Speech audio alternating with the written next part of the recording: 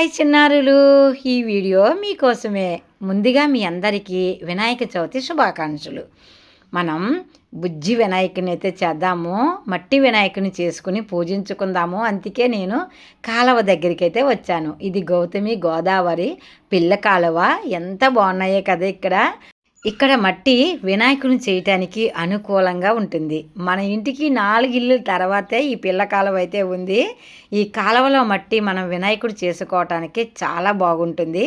అందులోని గౌతమి గోదావరి నీళ్లు తగిలిన మట్టి ఎలా ఉంటుందో మరి అందరికీ తెలుసు కదా. నేనైతే కాస్త మట్టి అయితే తీసుకున్నాను. ఇది నల్ల రేగడ మట్టి. మనకి వరి ఈ పంట చాలా బాగా పండుతుంది. ఇందులో మట్టి అయితే పట్టుకొచ్చేస్తున్నాను. చక్కగా చదును చేసుకుని మనం బుజ్జి వినాయకుని అయితే చేద్దాం. వినాయకుని చేయటం మరి మీకు ఎవరికైనా వచ్చా? నాకైతే రాదు. అయినా నేను ఏదో ఒక మాదిరిగా వినాయకుని అయితే చేసేస్తున్నా. అలానే మీరు కూడా చేసేయండి. మన వీడియో చూస్తూ ఉంటే మీకు వినాయకుడు అయితే వచ్చేస్తాడు. వినాయకుడు ప్రత్యేకత ఏంటంటే మీ బుజ్జి పిల్లలకే చక్కగా ఒదిగి మీ చేతుల్లో ఉండటానికి ఒక తొండంతో బుజ్జి వినాయకుడు ప్రత్యక్షమవుతాడు. మరి ఎలా చేస్తున్నానో చూసేద్దామా? మట్టిని కాస్తంత చదునైతే చెయ్యాలి. ఎందుకంటే మనం ఇక్కడ ముక్కు, కళ్ళు, కాళ్ళు, చేతులు అన్నీ చెయ్యాలి కదా. అందుకే ఈ మట్టిని కాస్త అయితే బెదిరిస్తున్నాను. చక్కగా మెత్తగా అవ్వాలి, మా బుజ్జి వినాయకుడు బాగా రావాలి అని. ఇలా మనం మట్టిని పైకి కిందకే అదిమి కొడితే చక్కగా బబుల్స్ అది పోయి మనకి మట్టి స్మూత్గా అవుతుంది. ఇలా చేశాక చక్కగా 3 భాగాలుగా తీసి పక్కన పెట్టా. అయితే ఇలా మనం ఇప్పుడు బియ్యపు పిండితో మరి మైదాతో కూడా చేస్తున్నారు. మన బుజ్జి వినాయకుడు మరి మన ఇంట్లో 10 రోజులు ఉండాలి కదా. అయితే మట్టి వినాయకుడు అయితే చక్కగా ఉంటాడని మట్టి వినాయకుడిని చేస్తున్నా. అలానే మీ అందరూ కూడా చిన్న మాట, అయితే వినాయకుడి నిలబెట్టాక 9 రోజులు మాత్రమే ఉంచండి, ఎక్కువ రోజులు ఉంచకండి. ఇప్పుడు మనకే చంద్రగ్రహణం వస్తుంది. ఆ సమయానికి వినాయకుడిని అనిపేసుకోండి, సరేనా? అయితే మనం వినాయకుడిని పెట్టడానికి ఒక సింహాసనం అయితే తయారు చేయాలి కదా. మనం ఇప్పుడు సింహాసనాన్ని అయితే తయారు చేస్తున్నాం. మరి వినాయకుడిని కింద పెట్టం కదా. అలాగే చక్కగా ఒక పీటని రెడీ చేసి ఆ తర్వాత వినాయకుడిని అయితే తయారు చేద్దాం. మీరు ఎప్పుడైనా చిన్నప్పుడు మట్టి పిడతలని తయారు చేసుకున్నారా? నేనైతే మట్టి పిడతలతోటే ఆడుకునేదాన్ని. అప్పుడు ఇటువంటి ఏమీ వచ్చేవి కాదు, ప్లాస్టిక్. చక్కగా అమ్మ మట్టి తెచ్చి నాకు ఇలా చేసి ఇచ్చేది. తర్వాత మేము మట్టి తెచ్చి అమ్మకి ఇచ్చేవాళ్ళం. అప్పుడు అమ్మ మాకు మట్టి పిడతలు చేసి ఇచ్చేది. అందులోనే కూరలో అన్నాల్లో వండుకొని చక్కగా ఆడుకునేవాళ్ళం. ఇప్పుడులా ఫోనులు లేవు కదా, అందుకని. అయితే ఈ పీటకి మనం ఒక ఈనుపొల్లు అయితే ఉపయోగించుకోవచ్చు. అయితే మీకు ఎవరికైనా కొత్త చీపురు ఉంటే వాడుకోండి.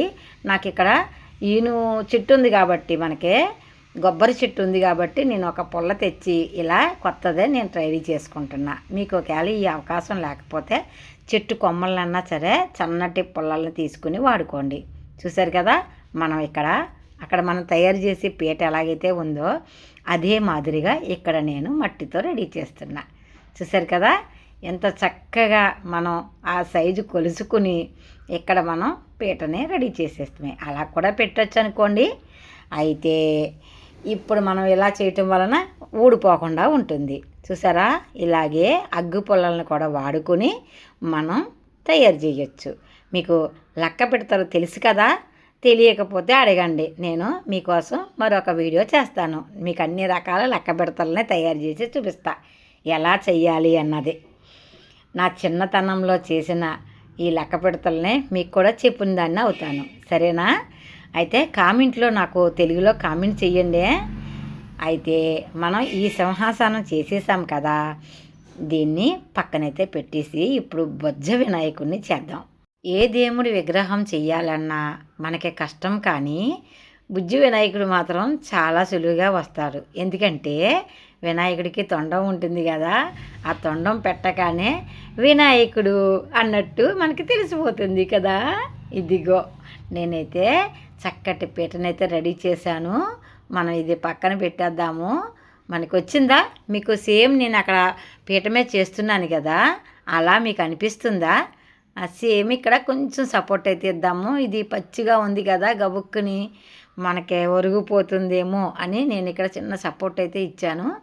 ఇక్కడ మనం దాని కింద అయితే పెడదాం, లేదంటే ఆరిపోయిందంటే సరిపోతుంది. మనకి పీట వచ్చింది కదా. అలానే మనం ఇప్పుడు బజ్జకు ఒక లడ్డుండ, తర్వాత హెడ్కి ఒక లడ్డుండ, మన బాడీకి ఒకటి, ఇలా మనం 3 చేసుకున్నామంటే సరిపోతుంది.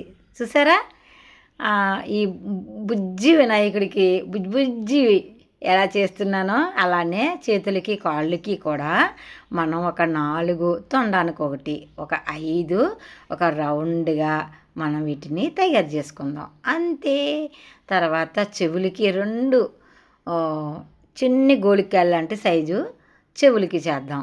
ఇలా చేసుకుని వినాయకుడిని అయితే తయారు చేసుకుందాం. చాలామంది కలరే వెయ్యాలి, కలరే పెట్టాలి అని అనుకుంటున్నారు. మనకి కూడా కలర్లు అయితే చాలా ఉన్నాయి. మనం వాడుకునే పసుపు ఉంది, కుంకుమ ఉంది, తర్వాత మనం పొద్దుటే రాసుకునే పౌడర్ ఉంది. ఈ 3 రంగులతో కూడా మనం వినాయకుడిని కలర్ వేసుకోవచ్చు. అలానే 2 ఇక్కడ తీసుకున్నాము, 2 కాళ్ళుగా ఇలా కొంచెం లైట్గా వంచుతూ మనం దీన్ని ఇలా పెడదాము. తర్వాత మనకి ఒక బొజ్జకి పెద్ద ఉండ చేసాం కదా, ఆ బొజ్జుని మనం ఇక్కడ 2 కాళ్ళులా అమర్చాం కదా దీని మీద, అలా ఈ ఉండని చదువుదాం. రౌండ్గా చేసుకుంటే సరిపోతుంది.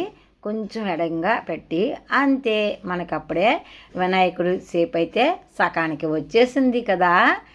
చిన్నారులు, మీరు ఎవరైనా సరే రాదని అనుకోకండి. ఒకసారి 2 సార్లు చేస్తూ ఉండండి.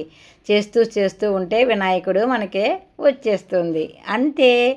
వినాయకుని చవితి రోజుని మనం తయారు చేసుకున్న ఈ వినాయకుడి బొమ్మతో మనం పూజ చేసుకుంటే సాక్షాత్తు మీ పందిట్లోకి వినాయకుడు వస్తాడు. ఎందుకంటే ఎవరో చేసిన దానికంటే మనం చేసిన దానికి ఎక్కువ ఆనందం ఉంటుంది కదా.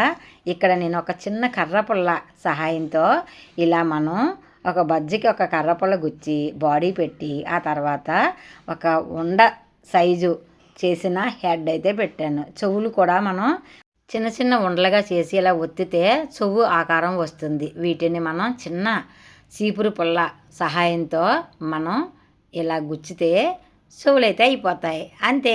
వినాయకుడికి అందాన్ని ఇచ్చేది చెవులు, తొండమే అమ్మ. చూసారు కదా ఎంత చక్కగా మనం వినాయకుడిని అయితే రెడీ చేసేసుకుంటున్నామో. మీ అందరూ కూడా చేసేది మన వినాయకుడిని నేను చేస్తున్నాను అన్న ఒక భావంతో తయారు చేయండి. ఖచ్చితంగా మీరు వేసే వినాయకుడి పందిరిలో మీ వినాయకుడు కొలువు తీరి ఉంటాడు. చూసారా, నేనైతే చేతులైతే అతికేస్తున్నాను. చేతుల్ని కొంచెం బెండ్ చేస్తూ మనం సరి చేసుకుంటే సరిపోతుంది. మనం మట్టి మనకి కరెక్ట్గా మెత్తగా ఉంటే మనకి ప్రతిదీ కూడా మనం ఎలా చెప్పితే అలా ఉంటుంది.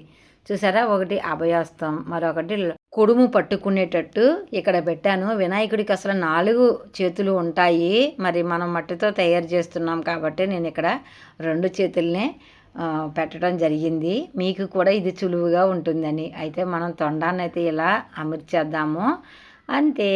అయితే వినాయకుడిని తొండం కుడి చేతి మీద తిప్పితే అంతా కూడా కరెక్ట్గా ఉండాలటమ్మా.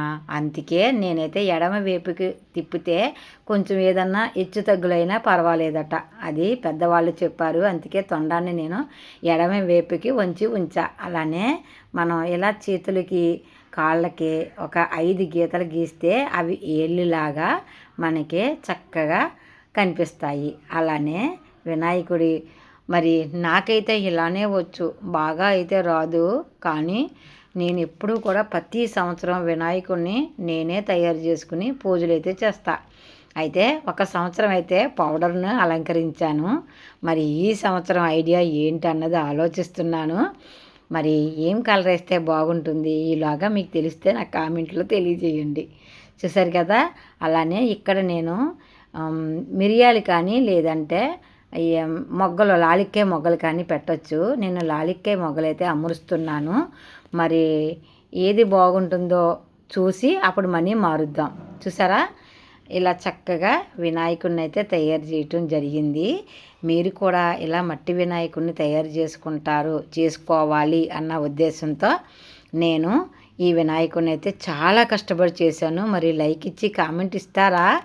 అయితే మీరందరూ కూడా గుర్తుపెట్టుకోండి, 9 రోజులు మాత్రమే ఈ సంవత్సరం వినాయకుడిని పూజించుకోండి. మరి మనకి గ్రహణం వస్తుంది కాబట్టి పండితులు చెప్తున్నారు, గుర్తుపెట్టుకోండి, 9 రోజులే ఉంచండి. వినాయకుడికి దంతాలు అయితే పెడదాము. చూసారా, ఒకటి ఒకటి పూర్తిగా ఉండి రెండవది సగమే ఉంటుంది. అందుకే మనం ఒకటి పొడవుగా ఒకటి కొరసగా పెడదాము. ఇలా వినాయకుడిని అయితే నేను చేశాను. నాకైతే మరి బాగుందని అనిపిస్తుంది. మరి మీకు ఎలా అనిపించింది అన్నదే నాకు కామెంట్స్ అయితే చెయ్యండి. నేను ఇలా సింపుల్గా ఇది చేయటానికి నాకు గంట సమయం అయితే పట్టింది. మరి మీరు ఇంతకంటే తొందరగా చేసేస్తారేమో అని అనుకుంటున్నాను నేను.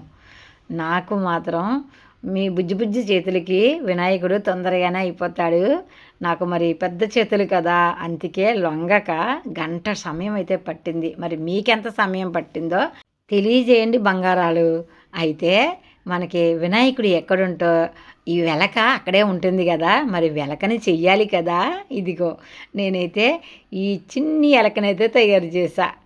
అలానే చిన్న చీపురు పుల్లతో మనం ఇక్కడ దీనికి పీటకైతే గుచ్చేద్దాం. చీపురు పుల్ల అంటున్నాను అంటే అది మన కొబ్బరి చెట్టు ఆకు నుంచి తీసిన ఈనె. ఇలా మనం పీటకైతే గుచ్చేద్దాం. గుచ్చేసి దీనికి ఒక ఉండ్రాలు అయితే పెడదాం. మరి ఎలక మేత పెట్టాలి కదా, మనం బుజ్జి ఉండ్రా అయితే చేద్దాము.